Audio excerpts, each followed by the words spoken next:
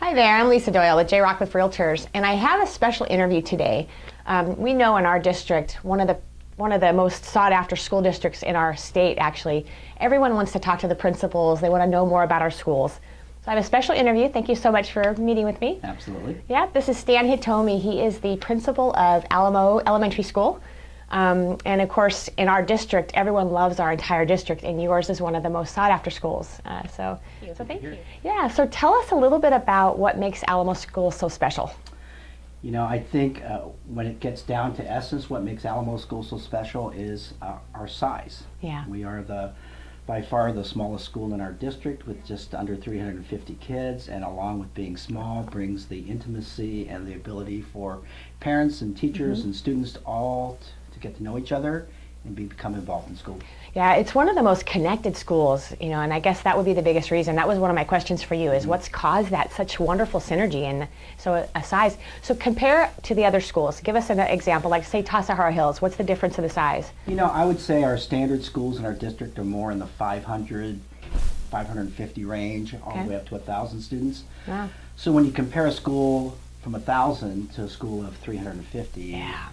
you know, it's really a gift. It's a gift that we enjoy. Such a gift. And as far as class size, how does that affect class sizes? Are we similar comparison? Class sizes are the same. Okay. Those are pretty much set by the state and the district. So the classes aren't any smaller, but I'll tell you the difference really is in places like the cafeteria, Right. or at recess, or wherever, the library.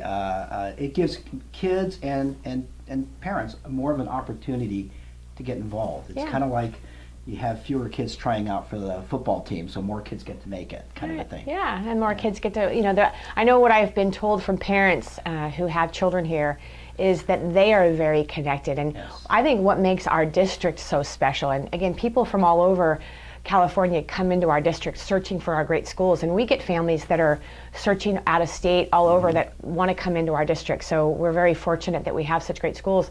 But what we've been told too is that the parental involvement in our schools is, and I have children that have grown through these schools. So tell us a little bit about that from what you've seen. Well, we have an incredible PTA and Ed Fund to start off with, and those are the cornerstones for our parent involvement.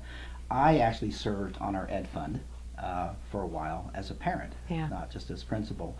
And I would say about 75% of our parents volunteer in some way during the course of a year. And that's an amazing statistic. It's an amazing statistic. It makes the kids so much more involved in their education. And in our district too, for those that don't know, I mean, we're of course at the elementary level here, but our high school level, I've been told as high as 98% of our children go off to college. Absolutely. So we are very focused on helping our children prepare. So it's wonderful that you've made such a wonderful contribution.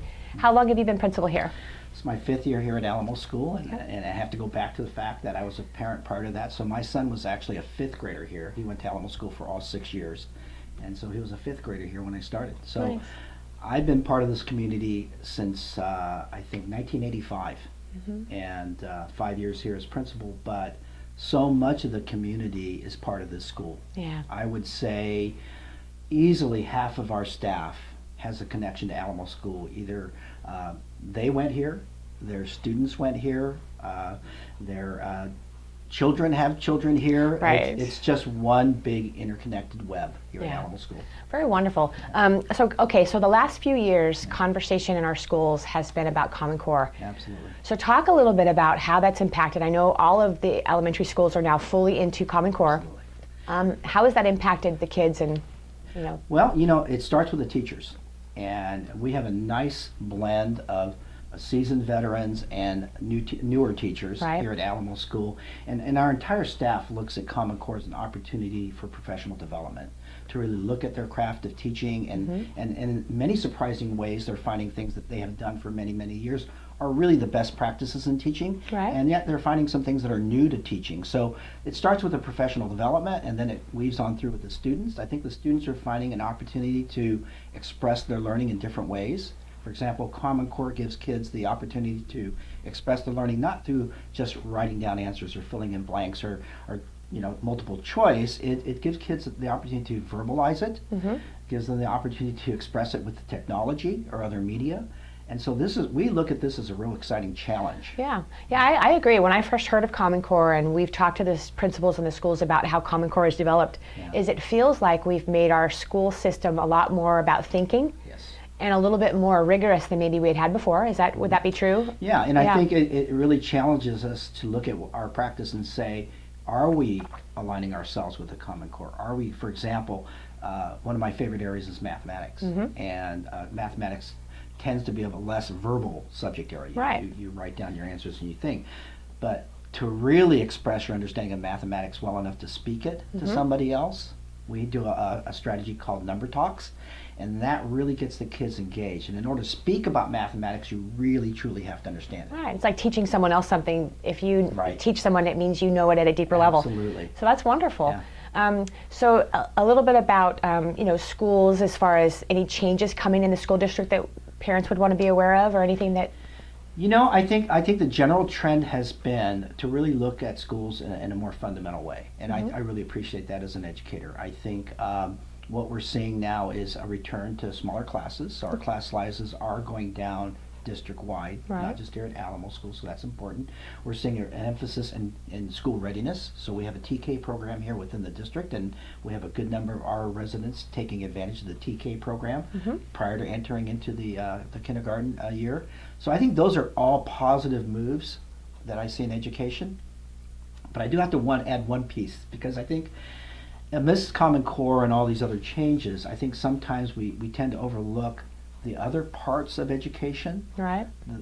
Sometimes we call them support or supplemental things. To me, they're not. They're part of the core of what our children need, and that includes physical fitness, science, and the arts. Yeah. And I think at Alamo School, that is some of the real richness that we have.